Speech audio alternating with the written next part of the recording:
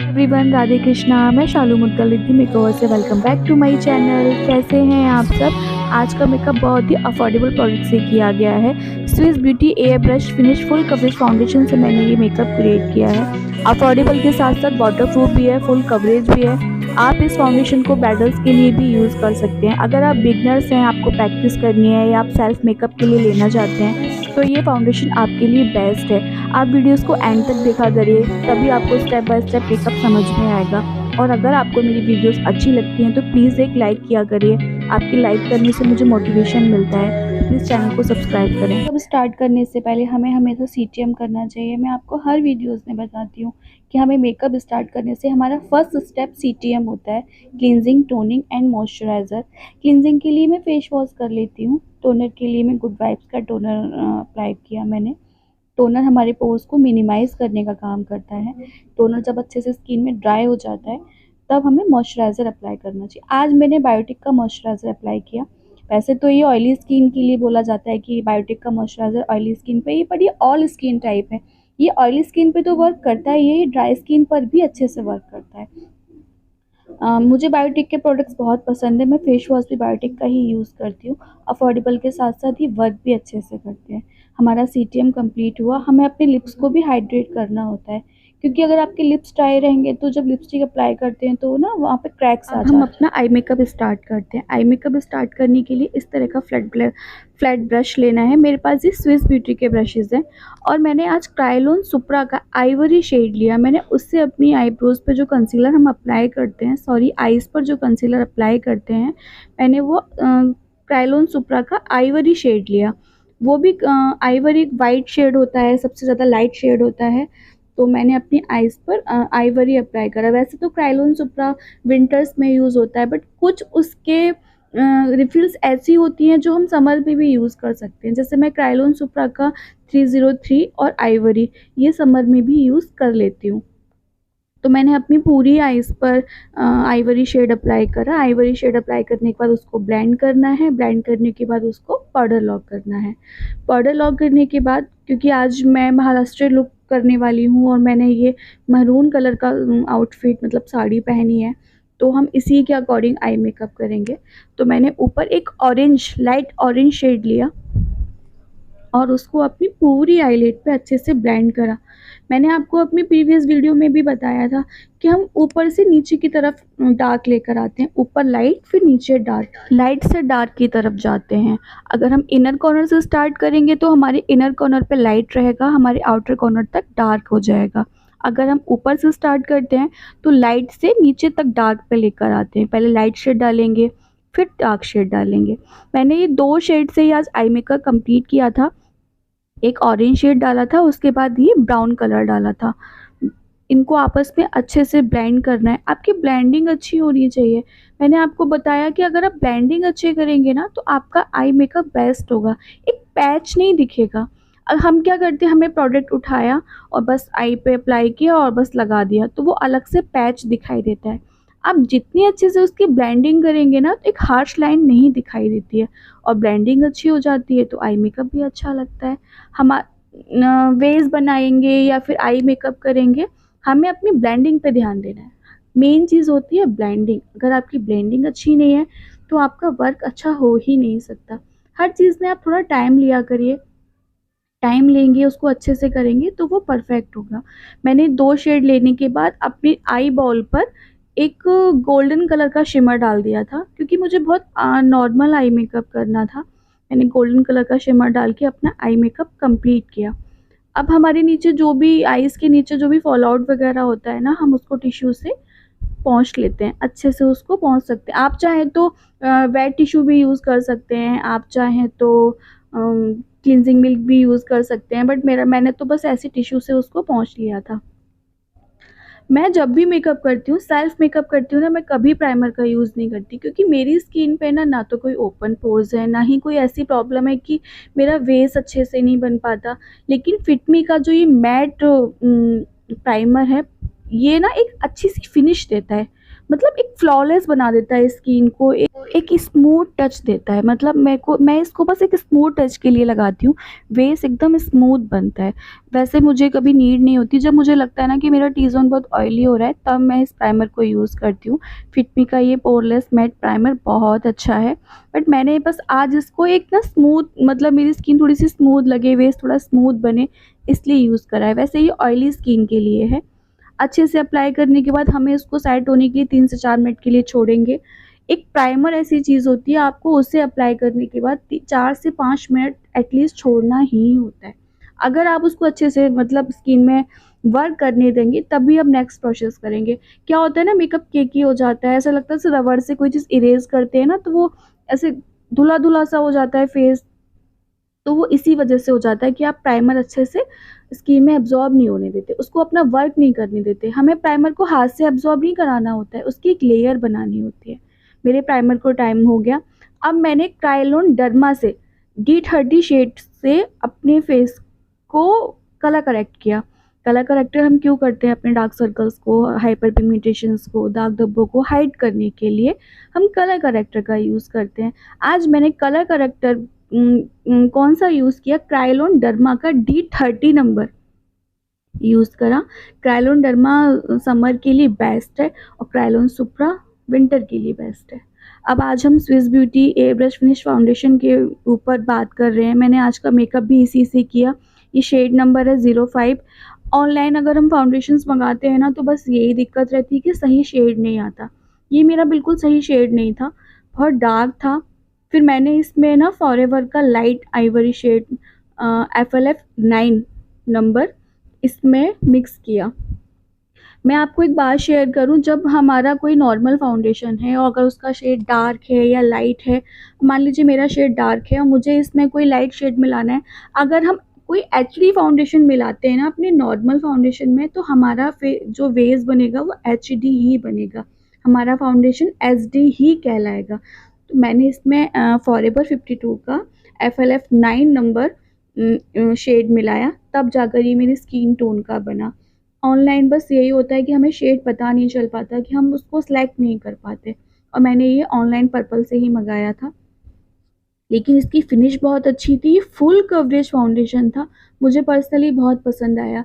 मैं इसको अपनी किसी ब्राइड्स पे भी यूज़ करूँगी। मैंने फ़र्स्ट टाइम अप्लाई किया है, ऐसा नहीं कि मैंने पहले भी अप्लाई किया हो, मैंने इसको फ़र्स्ट टाइम अप्लाई किया है और मुझे इसका रिज़ल्ट बहुत अच्छा लगा। अगर आप बिगनर्स हैं और आप चाहते हैं कोई अफोर्डेबल प्रोडक्ट मिले जिससे आप प्रैक्टिस भी कर सकें और वो अच्छे से वर्क भी करे, तो आप इस Swiss beauty air brush foundation को ले सकते हैं। आपको ब्लेंडिंग अच्छे से करनी है। कभी भी आपको ना ब्लेंडिंग ऐसे रिगड़ कर नहीं करनी है, ऐसे डैब डैब करके करनी है। आप जितने अच्छे से ब्लेंडिंग करेंगे आपका बेस उतना ही फ्लॉलेस बनेगा। मैंने आपको बोला। अब हमें कैसे पता चलेगा कि हमारी ब्लेंडिंग हो गई है? आप जब ब्लेंड करते हैं ना, 4 से 5 सेकंड के बाद आप इस तरीके से फिंगर टच करके देखा करिए अपने फेस पे कि पैच बन रहा है। अगर हमारी फिंगर का पैच हमारे फेस पे बन रहा है तो हमारी ब्लेंडिंग अच्छे से नहीं हुई है, और अगर नहीं बन रहा है तो हमारी ब्लेंडिंग हो चुकी है। आपको बस ब्लेंडिंग का ध्यान रखना है। ब्लेंडिंग करने के बाद हम कंसीलर अप्लाई करते हैं। कंसीलर क्यों अप्लाई करते हैं? कंसीलर हम अपने हाइलाइटर पॉइंट्स को उभारने के लिए, जैसे हमारा nose, under eyes, forehead, mouth के अराउंड, हम यहाँ पर कंसीलर का अप्लाई करते हैं। कंसीलर हमारे जो हमने बेस बनाया हुआ है उससे टू टोन लाइट होना चाहिए, डार्क नहीं होना चाहिए, टू टोन लाइट होना चाहिए। ये मेरे पास फॉरएवर का था, फॉरएवर का शेड नंबर 02। मैंने ये अप्लाई किया और ये लगाते ही ड्राई हो जाता है, इसीलिए मैं इसको जहाँ जहाँ लगाती हूँ पहले ब्लेंड करती हूँ, जिससे ये अच्छे से ब्लेंड हो जाए। अगर ज़रा भी देर कर लेते हैं ना तो ये वहाँ पैच बन जाता है और ब्लेंड होने में दिक्कत आती है, इसलिए मैं अप्लाई करके तुरंत ब्लेंडिंग करती हूँ। आपको अंडर आइज़ के नीचे ब्लेंडिंग करनी है, आपको नोज़ पर करनी है। आप जहाँ जहाँ कंसीलर लगाते हैं आपको एग्जैक्ट उसी जगह ब्लेंडिंग करनी है, आपको पूरे फेस पे नहीं करनी होती है। हम कंसीलर की ब्लेंडिंग वहीं करते हैं जहां हम उसको अप्लाई करते हैं। अब आप ये कहेंगे कि मैंने कॉन्टूर के नीचे इस तरीके से क्यों ये कंसीलर किया? आप ऐसा जब किसी का भारी होता है, हम यहाँ पर इस तरीके से कट लगाते हैं, उसको ब्लेंड करते हैं ना, तो हमारी जो कॉन्टूर वाली लाइन होती है वो अलग से अपने आप शो होती है। मतलब हमें पाउच बनाने की भी ज़रूरत नहीं पड़ेगी, वो पता चल जाएगा कि हमें यहाँ पर कॉन्टूर करना है। आप भी ट्राई करके देखिए। और समर में मैं हमेशा पाउडर फॉर्म यूज़ करती हूँ। विंटर में हम क्रीमी यूज़ कर सकते हैं, बट समर में हम ज़्यादातर पाउडर यूज़ करते हैं। मेरे पास ये फॉरएवर 52 की थीन पैलेट है। इसमें हाइलाइटर, ब्लशर और कॉन्टूर तीनों चीज़ें हैं। तो मैंने उसी पैलेट से कॉन्टूर अप्लाई करा। कॉन्टूर कहाँ अप्लाई करते हैं, हमारी जो ईयर होता है ना, ईयर के जस्ट बिल्कुल उसकी सीध में, ईयर की बिल्कुल सीध में हम लोग को कॉन्टूर ऊपर की तरफ ब्लेंड करना होता है। हम कॉन्टूर को नीचे की तरफ ब्लेंड नहीं करते, ऊपर की तरफ। उसके जस्ट ऊपर हम ब्लशर लगाते हैं। मैंने स्विस ब्यूटी का ब्लशर लगाया क्योंकि अफोर्डेबल के साथ साथ मेरा फेवरेट भी है, मुझे बहुत पसंद है। हमने अपनी चिक्स को पिंक करा, हमने अपनी नोज़ को पिंक करा, हमने अपनी चिन को पिंक करा। थोड़ा सा पिंकिश पिंकिश अच्छा लगता है ना, मुझे बहुत ब्लशर पसंद है। ब्लशर और हाइलाइटर बिना तो मेरा मेकअप ही इनकम्प्लीट रहता है। हमने अच्छे से ब्लशर अप्लाई कर लिया। अब हमारे आईज़ के नीचे जितनी भी क्रीज पड़नी थी वो पड़ चुकी। अब हम उनको ब्लेंड करेंगे और ब्लेंड करके तुरंत पाउडर लॉक कर देंगे। मैंने आपको बोला कि समर में अगर आप पाउडर लॉक नहीं करेंगे ना, आपका मेकअप लॉन्ग लास्टिंग बनेगा ही नहीं। आप कितने भी अच्छे वाटरप्रूफ एचडी फाउंडेशन यूज़ कर लीजिए, अगर आपने उनको पाउडर लॉक नहीं करा तो वो वेस्ट है। आपका मेकअप लॉन्ग लास्टिंग नहीं होगा। आप पाउडर लॉक करेंगे, वो लॉन्ग लास्टिंग हो जाएगा। मैं ये स्विस ब्यूटी का ट्रांसल्यूशन पाउडर यूज़ करती हूँ, मुझे यही अच्छा लगता है। मुझे फॉरएवर का, मेरे पास फॉरएवर का है बट मुझे फॉरएवर का पसंद नहीं है। मैं शुगर, फिटमी या ज़्यादातर स्विस ब्यूटी यूज़ करती हूँ। मुझे स्विस ब्यूटी के प्रोडक्ट भी अच्छे लगते हैं। हमने पूरे फेस को पाउडर लॉक करा। पाउडर लॉक करने के बाद हमने लाइनर अप्लाई करा। लाइनर अप्लाई करने के लिए मैं मेबलिन का लाइनर यूज़ करती हूँ। कितने भी अच्छे मेकअप कर लें, कितने भी हाई प्रोडक्ट ले लें, लेकिन मेबलिन का नाम आ ही जाता है क्योंकि मेबलिन के प्रोडक्ट अच्छे हैं। और मेबलिन का लाइनर और काजल, लाइनर और मस्कारा तो मुझे बहुत पसंद है क्योंकि ये लॉन्ग लास्टिंग भी है, वाटरप्रूफ भी है। हमने लाइनर अप्लाई कर लिया। हमें अपनी आईब्रो फिल करनी है। आईब्रो फिल करने के लिए मेरे पास फॉरएवर का ब्राउन जेल है। मैं हमेशा ब्राउन कलर से अपनी आईब्रोज़ को फिल करती हूँ। आप चाहें तो ब्लू हेवन की पेंसिल ले सकते हैं, NYV की ले सकते हैं अफोर्डेबल में। मेरे पास ये है तो फिर मैं इसी का यूज़ कर रही हूँ। स्विस ब्यूटी की भी पैलेट आती है आईब्रो फिल करने के लिए, आप वो भी ले सकते हैं। मुझे ब्राउन ही अच्छा लगता है, ब्लैक अच्छा नहीं लगता। ब्राउन से लगता है कि नेचुरल शेड आ रहा है, और अगर आप ब्लैक लगाते हैं ना तो अलग से पता चलता है कि हमने आईब्रोज़ पे कुछ लगाया है। और आजकल तो ब्लैक कोई भी नहीं लगाता क्योंकि ब्राउन का ही क्रेज़ है। ब्राउन ही आईब्रोज़ अच्छी लगती हैं। आपकी जैसी आईब्रोज़ हैं आप उसी शेप में उनको फिल कर सकते हैं। ब्रश से क्या होता है कि अगर आपको कहीं पॉइंट निकालना है तो हम अपनी आईब्रोज़ में पॉइंट भी निकाल सकते हैं, उनको फिल भी अच्छे से कर सकते हैं। आप अफोर्डेबल रेंज में भी बहुत से आईब्रोज़ फिल करने के प्रोडक्ट हैं, आप ले सकते हैं। NYV का भी है और मेबलिन का भी है, स्विस ब्यूटी का भी है। मैंने अपनी आईब्रोज़ फिल कर लिया। अब हमारे फेस पे जो भी एक्स्ट्रा पाउडर था हम उसको डस्ट ऑफ करेंगे क्योंकि जितना उसको बेक करना था बेकिंग वो हो गया। अब उसको हम सारे एक्स्ट्रा प्रोडक्ट को डस्ट ऑफ करेंगे। डस्ट ऑफ करने के बाद क्या रहता है ना, स्किन हमारी ड्राई हो जाती है, तो कोई नहीं, हम उसको स्विस ब्यूटी के या फिर किसी और मेकअप फिक्सर से सेट करेंगे तो वो सेट भी हो जाता है। मैंने आईब्रोज़ कर ली, पाउडर डस्ट ऑफ कर लिया, मैंने लैशेज़ भी अप्लाई कर ली। लैशेज़ के लिए मैं आई मैजिक की लैशेज़ अप्लाई करती हूँ। 011 करके 011 शेड नंबर है उसका। सेल्फ आई लैशेज़ अप्लाई करने में बिल्कुल दिक्कत नहीं है। आप अपनी आई लैशेज़ को अपनी आईज़ के बीच में टक करें और बीच में टक करने के बाद अपने साइड से उठा के कॉर्नर पे लगा दें, आउटर कॉर्नर इनर कॉर्नर पे साइड कर दें, आपकी लैशेज़ आराम से लग जाती है। हमने लैशेज़ अप्लाई कर लिया। लैशेज़ अप्लाई करने के बाद मैं अपने फेस को सेट करूँगी। तो मैंने अफोर्डेबल रेंज में स्विस ब्यूटी का मेकअप फिक्सर लिया। ये बहुत अच्छा वर्क करता है। मतलब आप कितना भी महंगे से महंगा प्रोडक्ट यूज़ कर लीजिए और आप इस मेकअप फिक्सर से अपने मेकअप को सेट करिए ना, आपका मेकअप लॉन्ग लास्टिंग तो रहेगा, एक फ्लॉलेस बेस भी दिखता है। अब मैं अपने लिप्स को हाईलाइट कर रही हूँ। मुझे ना लिप्स पे हाईलाइट पसंद है। मैं लिपस्टिक लगाने से पहले अपने लिप्स पे हाईलाइटर लगा लेती हूँ। अब अपने फेस पे हाइलाइटिंग करेंगे क्योंकि बिना हाइलाइटर के मेरा मेकअप इनकम्प्लीट रहता है। हाइलाइटिंग नहीं करते हैं ना तो मज़ा ही नहीं आता फेस पे ना, कोई मुझे लगता है हमने मेकअप ही नहीं करा। हाइलाइटिंग और ब्लशर तो भर भर के लगाना चाहिए, मुझे पर्सनली बहुत पसंद है। आपके क्लाइंट को कैसा पसंद है, आपको कैसा पसंद है, आप अपने अकॉर्डिंग यूज़ कर सकते हैं।